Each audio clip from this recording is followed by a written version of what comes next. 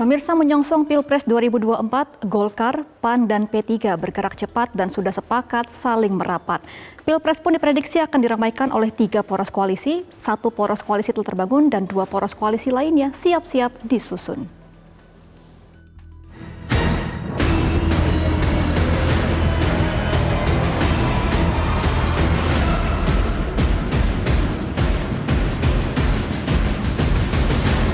Pertemuan ini tentu akan mendorong bahwa 3 partai ini akan bekerja sama bersama atau akan bersatu.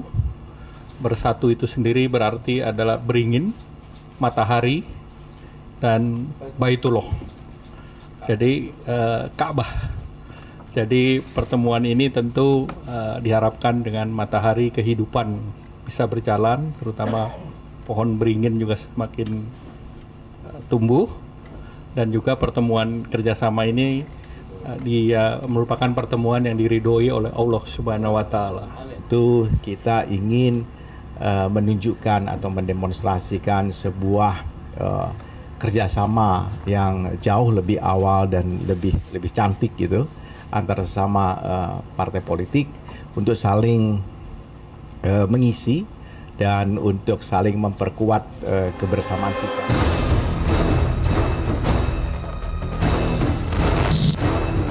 Itulah kesepakatan 3 partai politik yang membentuk Koalisi Indonesia Bersatu.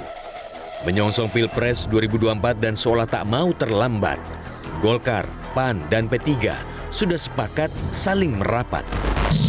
Mengacu pada hasil pemilu 2019, Partai Golkar, PAN, dan PKB dapat mengusung paslon capres dan cawapresnya pada Pilpres 2024.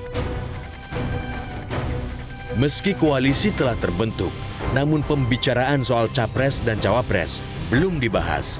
Lalu mengapa ketiga parpol itu memutuskan lebih dini membangun poros koalisi? Sejak awal sudah kita siapkan perahu untuk bisa memberangkatkan pasangan calon presiden, karena kita ingin memecahkan kebuntuan seolah-olah agak sulit mengusung pasangan calon. Tetapi kalau kita ada keinginan untuk membentuk poros koalisi, ternyata juga bisa, karena kita tidak ingin nanti rakyat Indonesia hanya diberikan pemilihan yang minim. Paling tidak asumsi kami, dengan kami berkoalisi bertiga ini, di luar kami masih nanti kemungkinan ada 2 poros yang lainnya. Lalu bagaimana dengan partai politik lainnya? Dan seperti apa peta koalisi pada Pilpres 2024 mendatang? Ya, saya pikir itu bagus, langkah-langkah yang baik, ya, teman-teman sudah mengambil inisiatif. Jauh lebih berarti dan memberikan nilai positif sikap proaktif dibandingkan dengan skeptisme, apatis, ya kan, wait and see. Nah, saya pikir semuanya pasti telah dipikirkan secara matang, secara baik oleh teman-teman yang bersatu melakukan sebuah koalisi partai-partai politik yang mempersiapkan diri untuk bisa berperan mensukseskan seluruh misi yang mereka bawa di dalam pemilu 2024 yang akan datang. Ya. Nah, bagi Nasdem dia ada beberapa pekerjaan-pekerjaan rumah yang harus ditata dulu, diselesaikan, untuk baru dia akan masuk kepada tahapan-tahapan berikutnya. Untuk sosok yang akan diusung Nasdem sudah ada Pak gambaran? Apanya? Sosok kemudian figur yang akan diusung di pemilu nanti, Pak? Nah pasti itu, kalau nggak salah benar kalau Nasdem tidak melihat sosok itu. Kategorinya seperti apa, Pak? Apakah dari sipil, militer, atau ya, dari... Bisa kedua-duanya, kenapa tidak? Karena semuanya saya pikir kita mencari anak-anak bangsa kita yang mempunyai kemampuan, kualifikasi yang baik. Dari yang baik-baik, kita cari yang terbaik. Ya. Saya membaca munculnya Golkar, P3, dan PAN itu sebagai bentuk respon konfigurasi politik 2024 ya, ketika perkongsian sudah mulai terbentuk.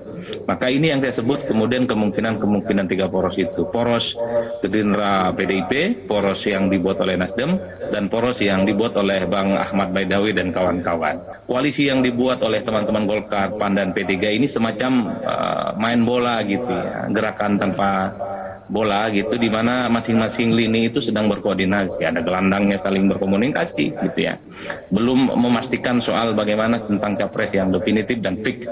Sekalipun Golkar punya jagoan, tentu ada opsi-opsi lain yang mesti terbuka untuk dibicarakan. Tentu tidak terlepas dari elektabilitas Pak Airlangga yang memang tidak terlampau signifikan di survei.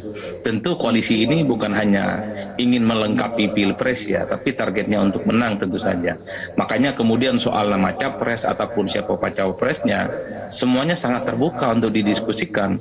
Karena kalau masih tetap mengotot mengusung capres yang elektabilitasnya tidak signifikan, ya tentu saja poros ini akan menjadi tidak penting untuk dibicarakan. Meski gelaran Pilpres masih 2 tahun lagi, sah-sah saja parpol mulai menjalin chemistry atau malah tancap gas membentuk poros koalisi. Asalkan jangan lagi rakyat terpolarisasi dengan beragam hasutan dan agitasi.